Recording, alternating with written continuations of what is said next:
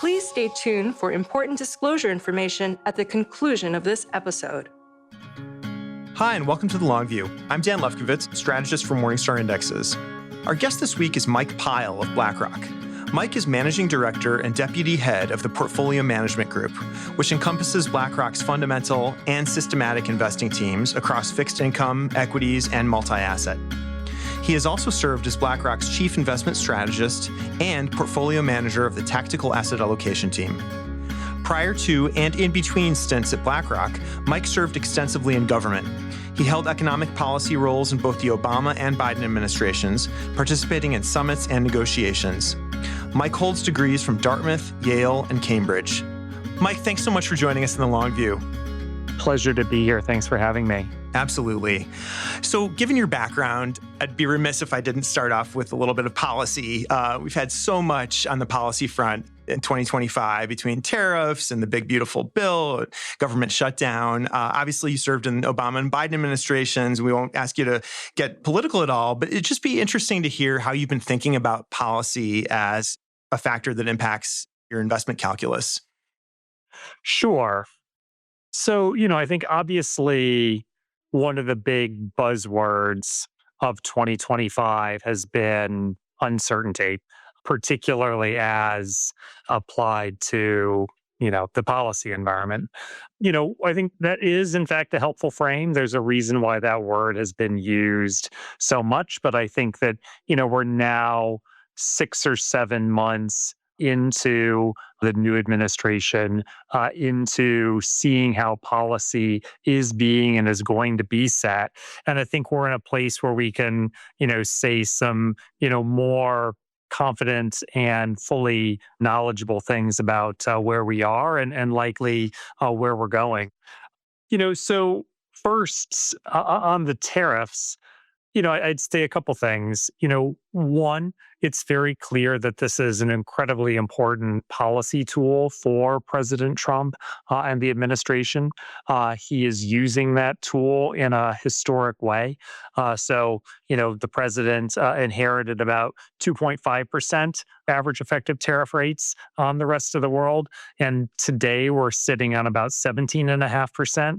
That's, a sevenfold increase. That's as high as that rate has been in 100 years.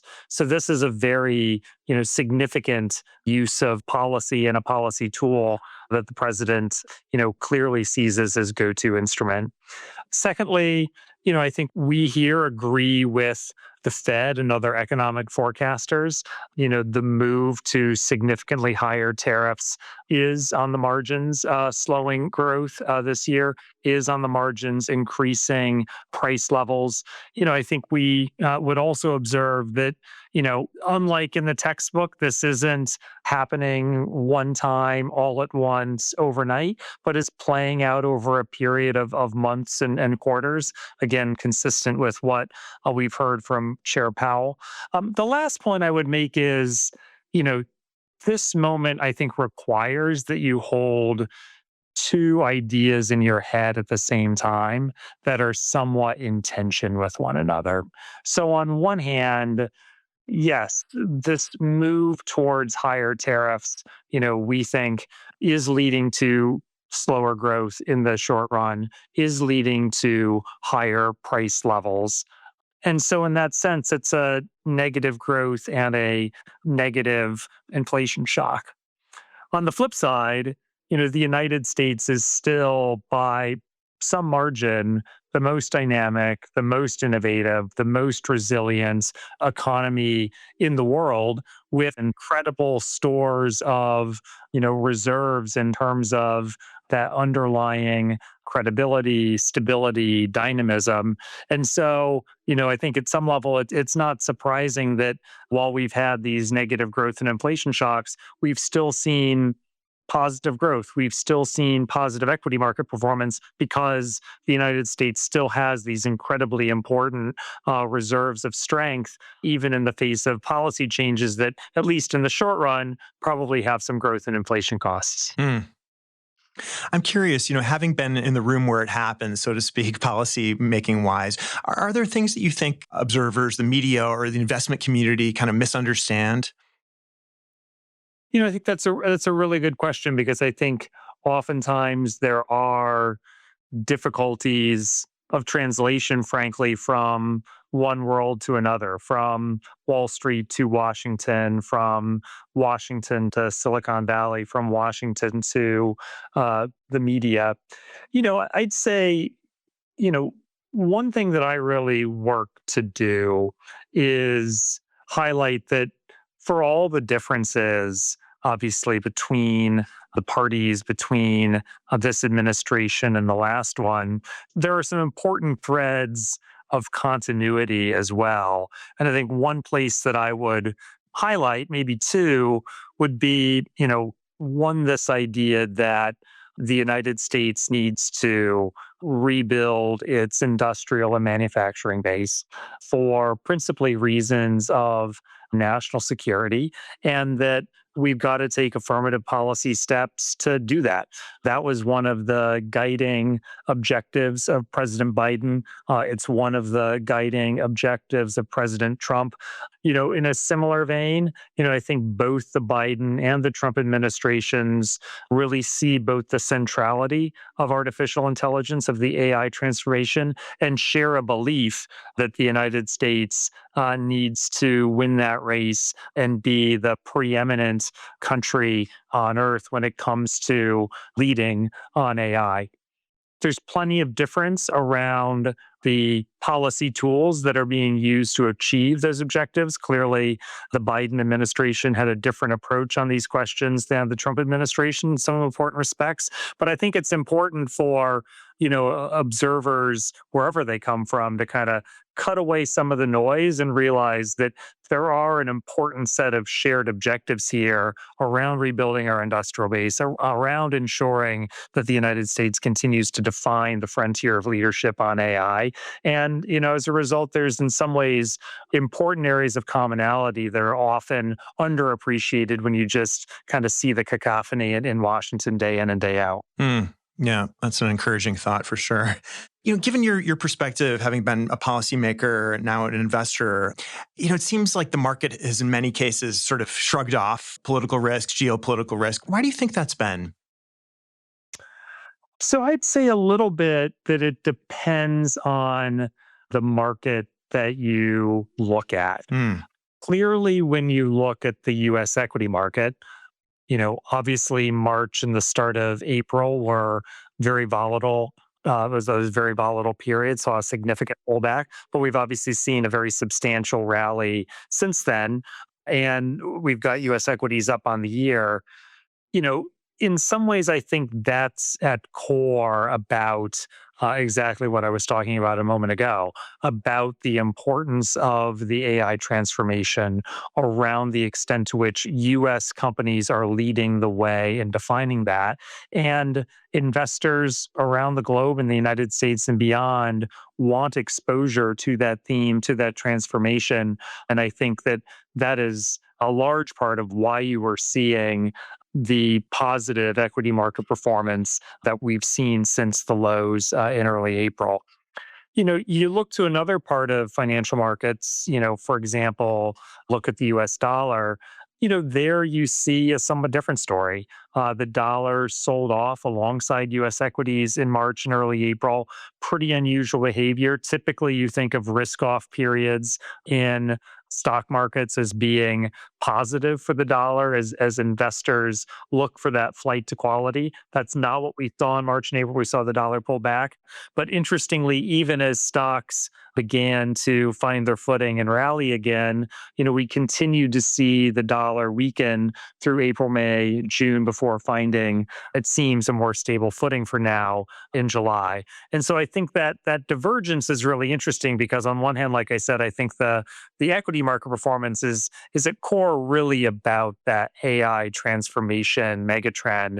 I think in the dollar, you see, a more traditional set of macro forces. You see concerns around the inflation dynamic in the United States. You see concerns around the fiscal trajectory in the United States. You also see changes, I think, on the margin around investor behavior globally. Traditionally, the past couple of years, they've been willing to take those dollar exposures on an unhedged basis when they invest in US equities. I think investors globally are being a little more cautious about their hedge ratios today. And I think all of that adds up to, again, to the point of your question, a slightly different perspective depending on the market you're looking at. And in some places, seeing that uncertainty, and in other places, considerably less so. Yeah, that's interesting. I know you've cautioned against making big investment bets based on macro trends. Why is that? Yeah, so I think that the big point to make there is that the nature of the macroeconomic environment has changed quite a lot over the last handful of years. If you think about macro investing or investing on the basis of macro for, most of the post-war period, it was about a relatively stable policy and geopolitical foundation on top of which sat, those basic macroeconomic investing variables, growth, inflation, monetary and fiscal policy, in a world where monetary and fiscal policy were generally governed by pretty stable frameworks. I think there's a lot more play in the joints across all of those dimensions today versus even just 5 or 10 years ago. So obviously the underlying foundation of the global trade architecture, of the global security architecture, of geopolitics and the global economy more broadly, much more uncertain today than it was 5 or 6 years ago. And, with a more uncertain foundation, I think forecasting some of those macro variables around growth, inflation, and policy reaction functions, similarly, you have to put bigger bounds of uncertainty around that. At the same time, you've seen, big mega forces like AI come into the mix and in some ways be even bigger drivers of markets today than the growth and inflation impulses have been recently. Bottom line is, the traditional macro framework that we and investors got accustomed to and got accustomed to forecasting on the basis of is much different, much more uncertain, much less anchored than it was in past years. And that requires, I think, a different degree of caution and a different approach to investing than, has been the case for the past 3 or 4 decades. Okay. I wanted to follow up on AI. Obviously, there's been massive corporate capex on AI, and the picks and shovels trade is booming, as NVIDIA shows. I'm curious if from where you sit, if AI is beginning to show up as moving the needle on productivity or in other ways. I think it is early to say. We are clearly seeing AI in the GDP statistics, the degree of capex that appears to be tied to AI and AI investment is quite historically high. And I think that's a reflection of just how much conviction and belief around this transformation you see across the economy. I think the good news on that front is, if you roll the clock back even 4 or 6 weeks ago, it looked as if, really a more than half of growth in the first half of the year was attributable to that AI capex impulse. I think now with the kind of most updated, the freshest revisions of the data, we see that the consumer is stronger than was understood to be the case even just 4 or 6 weeks ago. And the overall US macroeconomic picture is looking more balanced, is looking more resilient as a result of those revisions. So yes, we've got a really strong CapEx impulse from AI, but that's also within the context of a more broadly strong US economy. The one additional point that I would make is, I think we're now going through another year of a quite strong multi-year productivity period for the US economy. And I think the best estimates at this point suggest that we are in the midst of a multi-year period of strong productivity before AI really is taking hold and powering a next phase of productivity. So bottom line is, I think we've got a lot of build out happening, but a lot of build out happening against the backdrop of a pretty healthy US economy, pretty resilient US economy, a pretty productive US economy right now. And I think all of that adds up to a very strong jumping off place for this next phase of investment and productivity growth, which, I think we're all going to be looking at the data very closely to see how that manifests in the quarters and years ahead. Hmm. Okay. Well, turning to markets, I've seen where your team has characterized today's markets as being defined by heightened dispersion. I wonder if you can explain what you mean by that and kind of parse that.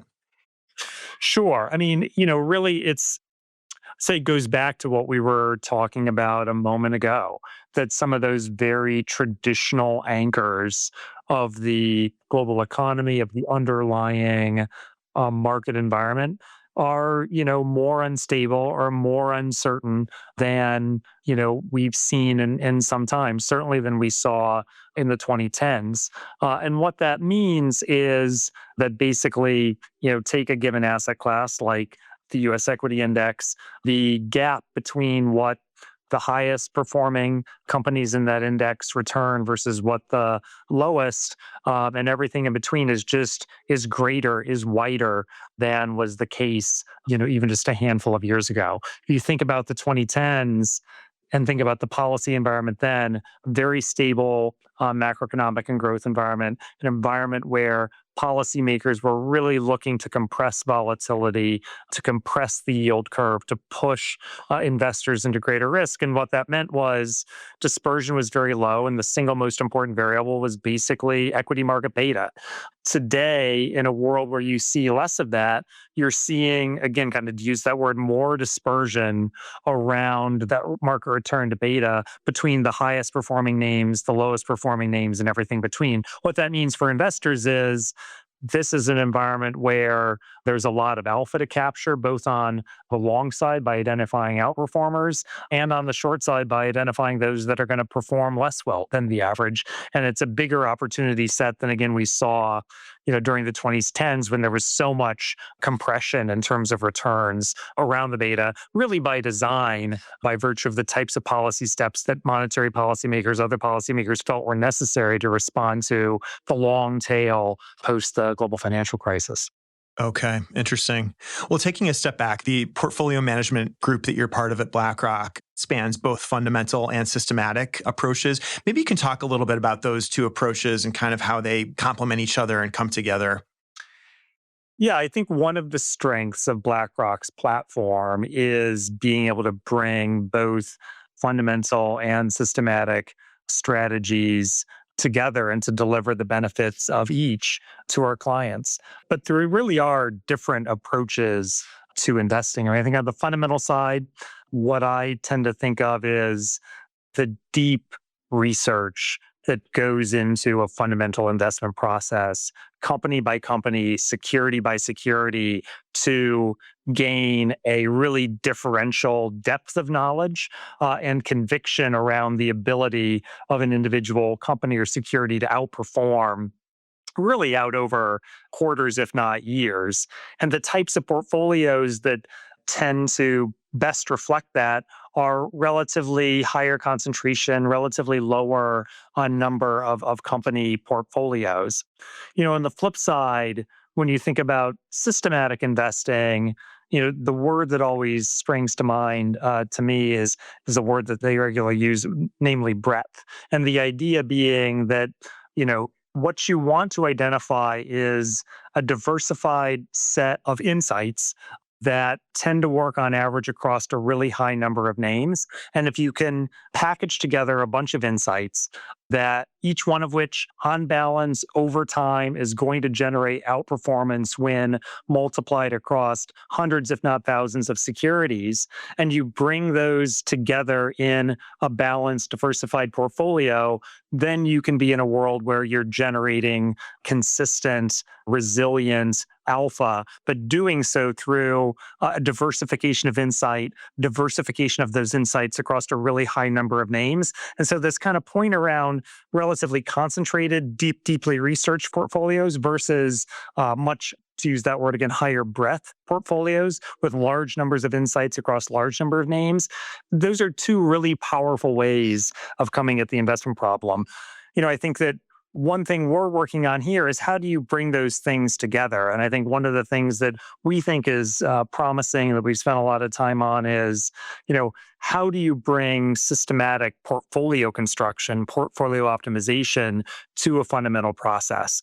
How do you make a fundamental process with deeply researched insights more resilient to the types of macro risks, factor risks, other risks that can buffet a portfolio otherwise, and that systematic portfolios, because of their emphasis on portfolio construction, can be more resilient to. So, how do you get the benefits of that deep research along with the benefits of systematic portfolio construction to give a more resilient ride along the way? And how is AI being applied on the systematic side? Yeah, so I mean, I think that I would maybe take a step back and talk about how AI is being, applied across BlackRock. Okay. And I think you see a few different applications of it. One, we have a very well regarded technology franchise on our fundamental equity platform. The portfolio management team out there, has really designed a couple of strategies that are focused in on, generating alpha in technology names on the basis of trends in AI. Which companies are going to be situated to really outperform and to drive the AI transformation and generate a return on the back of that. So that's one application. It's how do we use our skills as investors, as fundamental investors, to identify companies that are outperform in the AI sector. Two, to your point, I think the second way you're seeing AI impact BlackRock is exactly as you say on the systematic side. But I think the important thing to emphasize here is this isn't a story of just a couple of quarters or even a couple of years. This is a story of 4 decades of innovation. Literally, this is the 40-year anniversary of our systematic investing business. And really, across those 4 decades, dating back to when it was Barclay Global Investors, they have been helping to define the frontier of quantitative investing, of systematic investing across all that time. And so if I think back to when I was first at BlackRock from 2014 to 2021, I spent a lot of time with the systematic team. And even then, techniques of machine learning, techniques that now would be called AI, really put to work on new, different data sets, unstructured data sets. And these were the tools of their trade 5, 6, 7, 8, 9 years ago, not just since 2023. And so I think what you've seen there is, an ongoing commitment to defining and redefining the innovative frontier of systematic investing, but really a longstanding commitment to and a longstanding usage of all of the techniques that, today get called AI. Got it. The third thing I'd say is, BlackRock as an organization is also, realizing the transformative potential of AI day in and day out, just to change and enhance and improve the way we do our work here. Again, whether that's on the investment platform, but that can be around trading and execution. That can be around delivering better and more timely engagement and insights to our clients. Bottom line is, whether it's fundamental investing, systematic investing, or the work of this organization day in and day out across all the things we do, AI is and has been for some time, changing and improving the way we do things. Well, let's turn to the approach you're currently taking to markets and portfolio allocation. You've talked about long short. You've talked about looking for durable sources of alpha. I'm curious, are you not expecting stocks and bonds to produce decent real returns in the coming years? So I would zero in on the bond side of that question. I think they are, and this is consistent with what we've been saying for some time, and I think consistent with what we've been seeing in markets around the steepening of global and US yield curves, that the next period of years is not likely to be one where long dated government bonds are the reliable source of diversification and income that they have been, and in particular, that they were during the 2010s and for much of the 40 years prior. That's important. Investors over that time came to rely on the negative stock bond correlation, came to rely on the diversification benefits of holding long dated government bonds as a portfolio diversifier, but also as a source of income. And I think increasingly, again, over that kind of the horizon of the next decade, we think on the fixed income side, there are better ways of generating income than through long dated government bonds, better ways of generating income through high yield, through securitized assets, frankly, through emerging market debt exposures in some cases. And at the same time, we need to source diversification from other places. And here, we think that more market neutral strategies, hedge funds are really able to step into that breach and offer potential diversification benefits that traditionally you would have looked to longer dated government bonds to provide. Yeah, I wanted to follow up on the hedge fund point. I know your team put something out recently called More Room for Hedge Funds. Can you break that down a little bit and why you think that the time is right for alternative strategies? Sure. It really goes back to what we've been talking about throughout this conversation.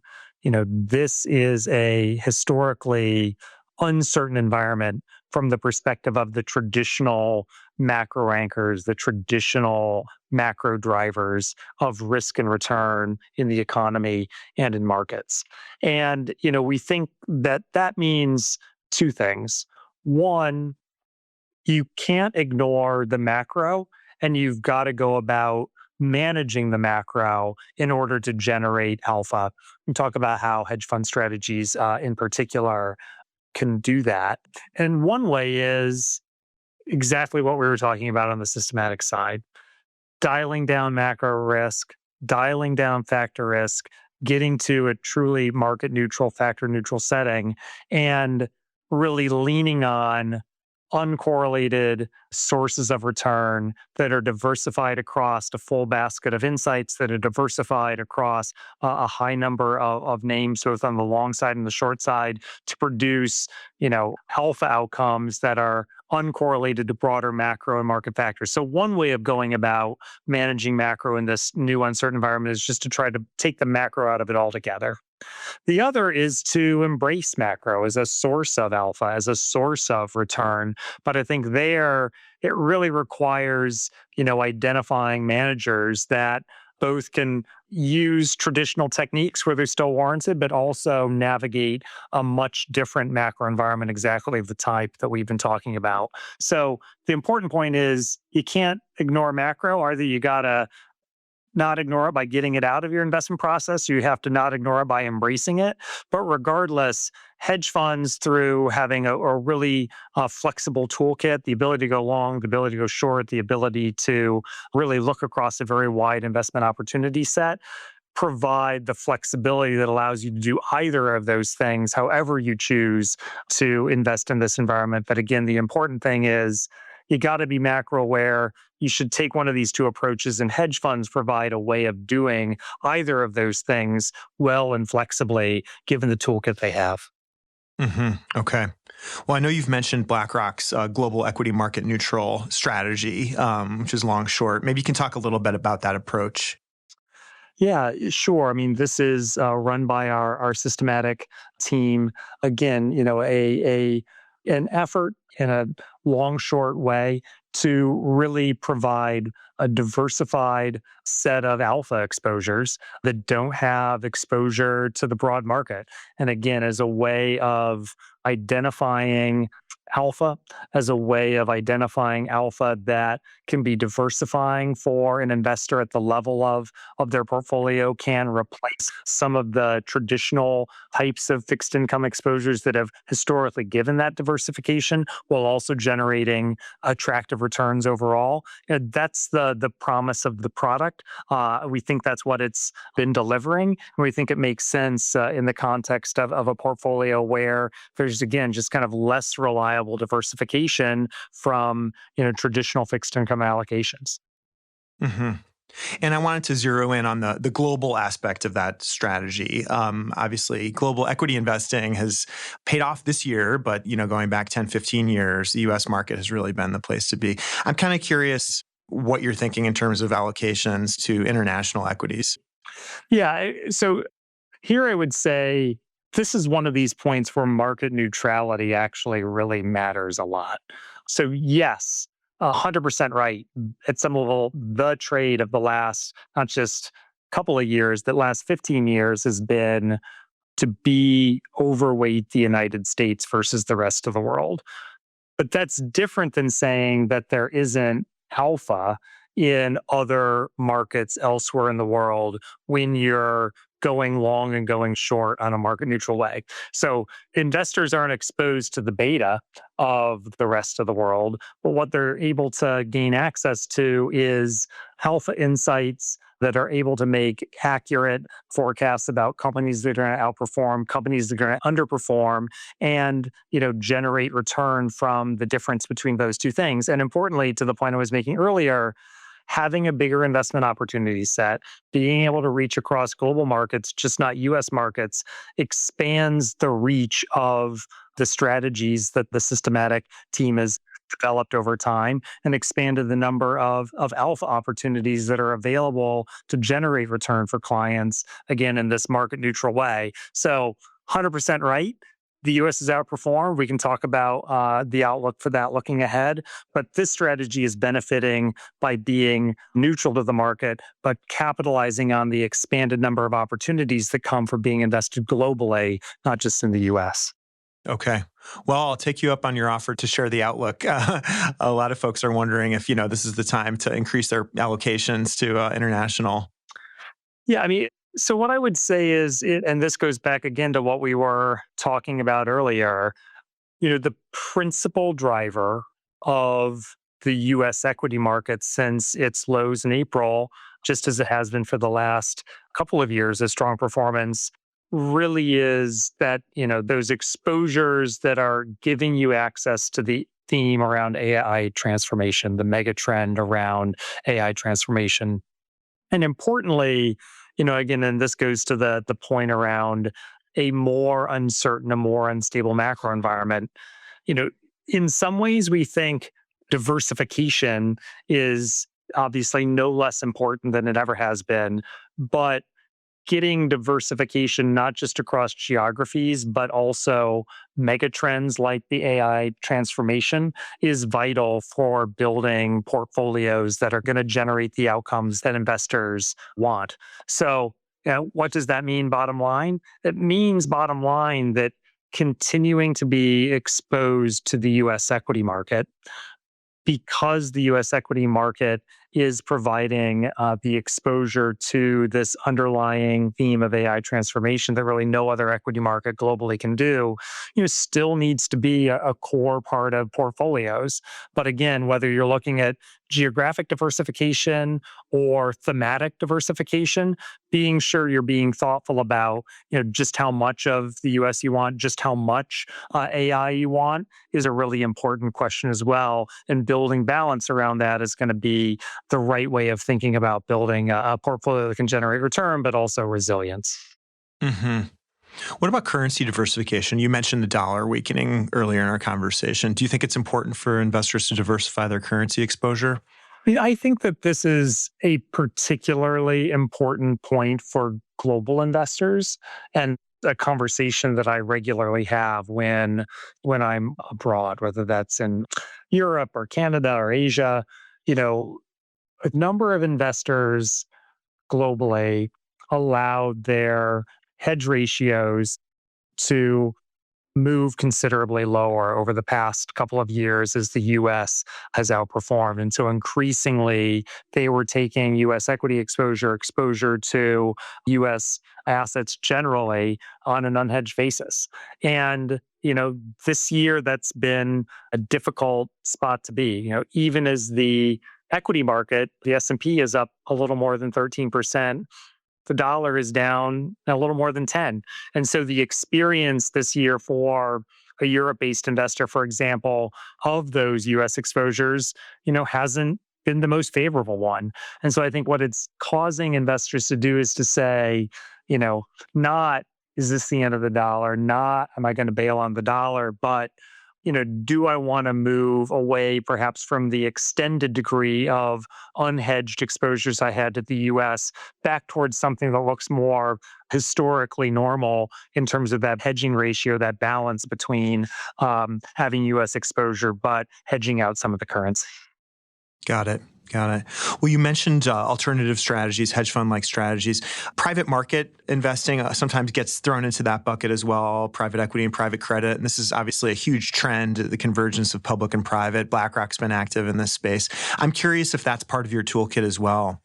Yeah, I mean, I think I would distinguish, of course, between market neutral, uncorrelated strategies, whether they're hedge funds or liquid alternatives like GEMN, versus the question of how should investors managing their total portfolios think about their asset allocation and the balance of assets in their portfolios to generate the right mix of return, diversification, and as a result, risk. And there, I think, we heard this from Larry in his 2025 chairman's letter, you know, private assets do have an important role to play. And so, whereas traditionally you might have thought of the typical portfolio being a 60-40, today, as Larry talked about, the right way to think about it is, maybe it's 50% public equities, maybe it's 30% bonds, maybe it's 20% alternatives, most particularly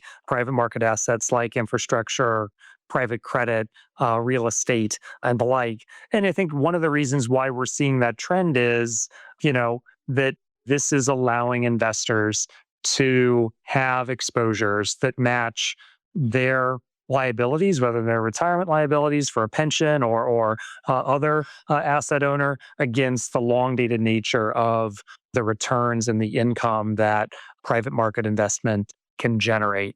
And so, again, to us, as capital markets evolve, as the global economy evolves, so too does the total portfolio have to evolve. And I think that this point kind of reflects those changes. And I think Larry's, letter is kind of really getting to the nub of what it means to build balanced portfolios in today's moment.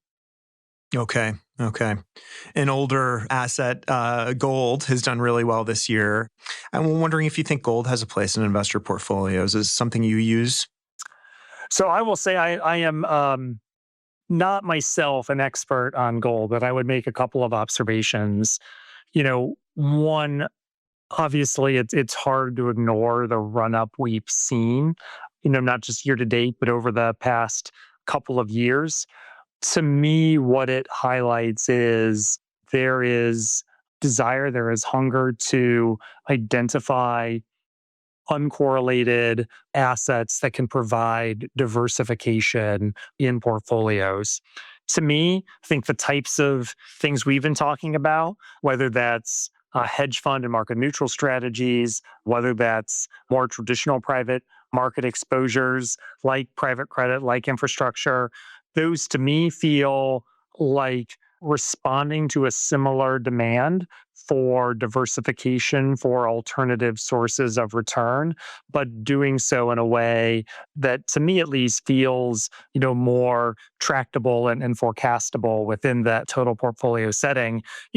Not least, I would note that, again, private assets like private credit, like infrastructure, these are assets that are generating income year by year. Whereas, of course, gold is not a yielding asset. And so I think as investors are looking for diversification, but also looking for sources of income, to me, that just kind of coheres a little more cleanly than gold. But again, the run up we've seen is hard to ignore. And moreover, the demand that reflects for diversification and alternative sources of return is also hard to ignore. Okay. Well, you mentioned earlier some of your discussions with clients and contrast between clients in different geographies. I'm just kind of curious if you could talk generally about your interactions with clients and what's top of mind for them. I mean, I think the conversation that we're having right now is what's top of mind for clients the world over, whether that's, in the United States or Europe or Asia, whether that's talking to wealth clients, whether that's talking to sovereign wealth funds or big public pensions. The basic conversation that we're having here is exactly what's front of mind for them as well. How to think about the macro environment that feels more uncertain, more unstable than it has in some time. How to think about diversification, how to think about asset allocation at the level of the total portfolio, how to think about strategies that are going to harness mega forces and mega trends that maybe the new types of portfolio anchors in a world where geographies are and traditional macro are less confident sources of diversification return. How to think about strategies that can generate alpha and replace, some of those long dated government bonds as a source of resilience. Those are the conversations that the clients, in my experience, have been interested to have this year. And as ever, we, I think, around here learn as much or more from our clients as we do, looking internally, though there's plenty to learn there as well. And, it's just something that I, really take a great deal of pleasure in because you always learn how to think harder about the problems that clients face and the portfolios they're looking to build when you're actually listening to them, listening to their needs, listening to their concerns, listening to what's front of mind. But I think this conversation has actually reflected a lot of that. I'm curious, maybe the final question, because we're running short on time, but does that sort of feedback loop with clients and the behavioral sort of challenges that they face, does that shape the way that you manage portfolios? So I'd say two things. I would say one, it absolutely shapes the investment conversation that we have at BlackRock. I mean, I think one of the privileges of sitting at BlackRock is the privilege of getting to engage with all the clients that I just described, the best, most sophisticated asset owners and investors in the world.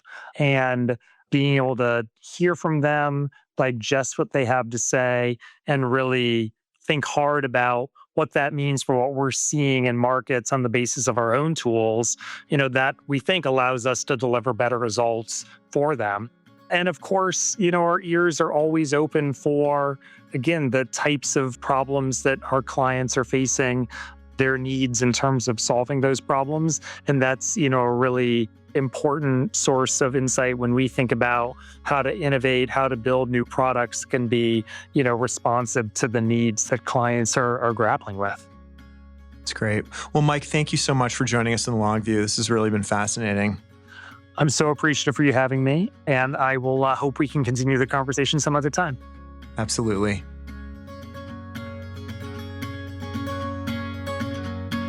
Thank you for joining us on The Long View. If you could, please take a moment to subscribe to and rate the podcast on Apple, Spotify, or wherever you get your podcasts. George Cassidy is our engineer for the podcast, and Carrie Greshik produces the show notes each week. Finally, we'd love to get your feedback. If you have a comment or a guest idea, please email us at thelongview@morningstar.com. Until next time, thanks for joining us.